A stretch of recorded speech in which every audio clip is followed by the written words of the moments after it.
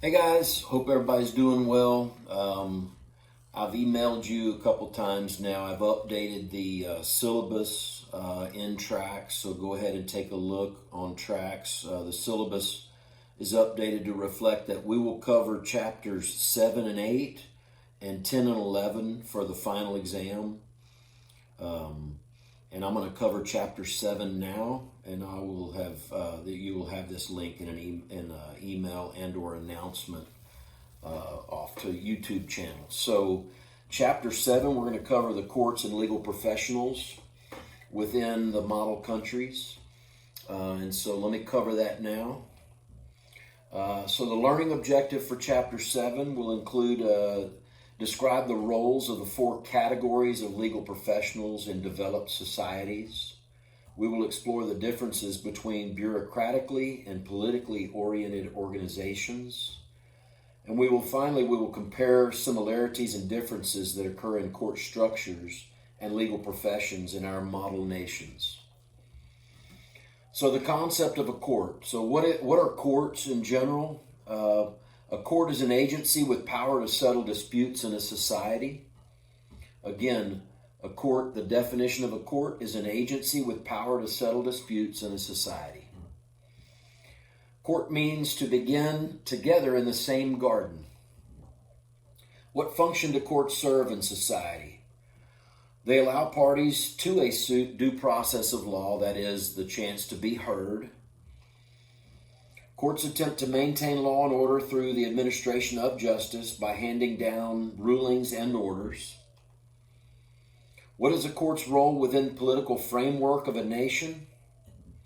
Well, it depends upon the nation largely. But from a more global perspective, whatever the reality of court operations in a society, most people agree that a court should have 2 basic characteristics to function properly. The first is judicial independence, and the second is judicial impartiality. So who are the parties in a lawsuit? Let's define the parties. First, you have a plaintiff. A plaintiff presents facts and explains how the facts related to the law or principles that are binding on society. So they establish the facts and principles of law in an effort to persuade the judge or the jury as the plaintiff. The defendant, and most of the time they carry the burden of proof, by the way. A defendant, or also known as a respondent, is the other party to a lawsuit. They will dispute the facts and attempts to show that the allegations are not grounded in the law. So one way or another, they'll dispute the facts alleged by the plaintiff, and they will attempt to show that the allegations are not grounded in the law otherwise. So actors in the legal profession, we have what are known as adjudicators, advocates, legal advisors, and finally legal scholars. So let's look at adjudicators first. Adjudicators determine the outcome of legal disputes by adjudging the facts and circumstances of a case, often referred to as judges. So think of adjudicators as judges. On the other hand, let's look at advocates. Advocates represent the parties to the dispute. So often they're referred to as the prosecution and or defense, so plaintiff and defense. Legal advisors provide legal advice to advocates and general public. They're often referred to as experts when used in a court of law. So think of legal advisors as expert witnesses. Finally, we have legal scholars. They study the law and discuss the law in legal commentaries and professional journals. They're often referred to as professors. So these are legal scholars. I suppose you could think of myself as a legal scholar. Sounds kind of cheesy, but nonetheless. But I'm also what would be known as an adjudicator, and my other role as a judge, as a justice of the peace. So nonetheless, after you have legal, so we've talked about the 4 categories. Now let's talk about career paths of legal professionals. So how do judges and the different kinds of legal counsel around the world become legal professionals? One way to understand the career paths of legal actors is to use the distinction between persons employed through bureaucratically based systems and politically based systems. So whether a judge or legal counsel, whether you're a defense counsel or a state prosecutor, it may vary between the differences between bureaucratically based systems and politically based systems. So let's look at that further. In bureaucratically oriented systems, they're found predominantly in civil law systems. So these are the characteristics of a bureaucratically oriented system. They're founded predominantly in civil law systems. They have the general characteristics of a rational bureaucracy.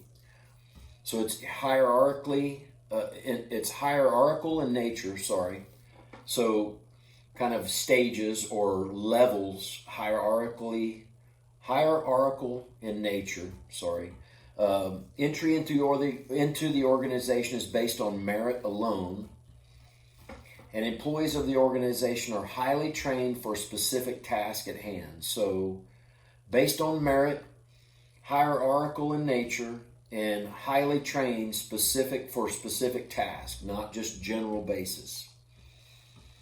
More information on bureaucratically oriented systems.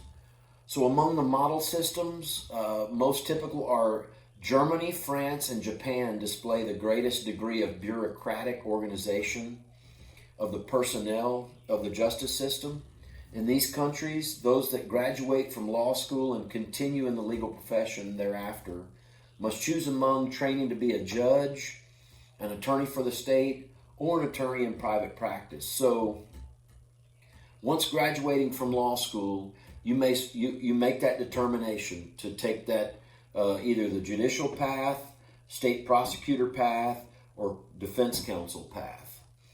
Unlike in the United States, where you could after you've gone to law school, you don't have to train thereafter. It's based on your merit, generally speaking, and tenure. Once you've practiced long enough, you gain enough tenure and merit to where you can then run for public office and run for judge, etc., or be appointed once you've had so many years and credentials, etc. So. Politically oriented systems, on the other hand, politically oriented systems are based on non-rational factors such as appointment by political leaders and election by the people. This is what we see in the United States most often. Individuals in this system generally cannot divorce themselves from the people they serve. Although trained in the law, many times they're not usually highly prepared for the specific tasks they must undertake. So just because I've graduated law school, I may be eligible to be a state prosecutor, and I may apply for such a position. My credentials alone from law school don't qualify me. You have to train. It's kind of on-the-job training, just as it would be if you go into private practice. You may have a mentor in private practice, but by and large, you're out on your own. And you're subject to, you can't divorce yourself from your clients, the people, and or if you're subject to the state prosecutor's office, the people are your clients, the plaintiffs in a case, the victims in most instances. And then, of course, as a judge, you're elected by the people in most instances, and so you can't divorce yourself from the people, the constituents. So that's how that plays out. More information on politically oriented systems. Of our model countries, England and China, and to a lesser degree, Saudi Arabia, might be classified as legal systems that are politically oriented in their organization. The United States also displays a clear political organization structure.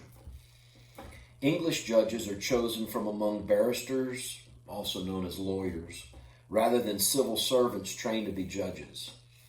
So English judges are chosen from among lawyers alone and not from the general public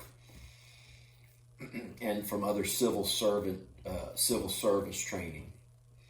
So as a justice of the peace, I wouldn't have to have been a lawyer in the United States or in Texas for that matter. Probably a third of all justice of the peace are actually attorneys. Other judges must be lawyers, trained lawyers in the United States, generally speaking. In China, the head judges of the various people's courts are called presidents. The presidents are elected by the People's Congress of the respective court levels. All remaining judges are appointed by standing committees consisting primarily of influential members of the Communist Party. Prosecutors who are politically chosen in the United States fall into different categories in both England and China. English prosecutors have not traditionally specialized even in prosecuting cases. Instead, they are chosen for particular cases from among the ranks of the barristers. So, lawyers at large are selected to handle specific cases, and then they go back into their private practice. Thus, it's possible for an individual to be a prosecutor one day and a defense attorney another. That's true to some extent in the United States.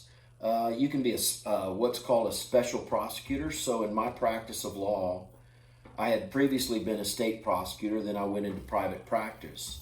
But while in private practice, I had the occasion to go ahead and be on a select, like on a list of attorneys that would be willing to be selected to be special counsel. And I would actually represent the state in certain cases where they may be conflicted out. The district attorney in a certain location may have previously been an attorney and they're conflicted out of trying a case because the defendant in the case was formerly their client. They would then hire a special prosecutor such as myself to defend and or rather in that case prosecute the case for the state. And I've done that a few times. And that's the select occasions where that might happen in a politically oriented system, which the United States falls under, as does, as mentioned, England and China.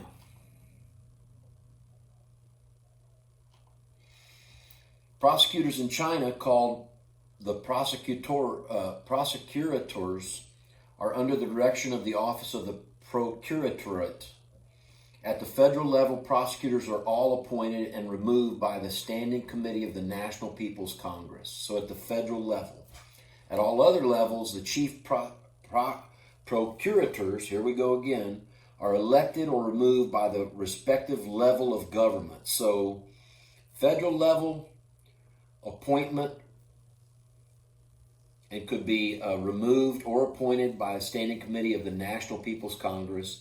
At other levels, at all other levels, chief procurators who were elected and or removed by the actual lower level government. So a little confusing, but federal level, different situation. The courts and legal professions in our model countries, to assist in understanding the various levels of courts around the world, it's helpful to categorize them into 4 court types or levels. So, number 1, we have courts of limited jurisdiction. Number 2, we have courts of general jurisdiction. Number 3, we have intermediate courts of appeal. And finally, number 4, we have courts of last resort. An example of that in the United States is the U.S. Supreme Court. So further information on the 4 types of courts. Let's start with the courts of limited jurisdiction. These courts would handle minor criminal and civil cases and may also conduct preliminary hearings for cases that will be handled at the next level of courts. An example of that in the United States is actually the Justice of the Peace Court, which I preside over. It's a court of limited jurisdiction. I handle both criminal and civil cases up to a certain jurisdictional level.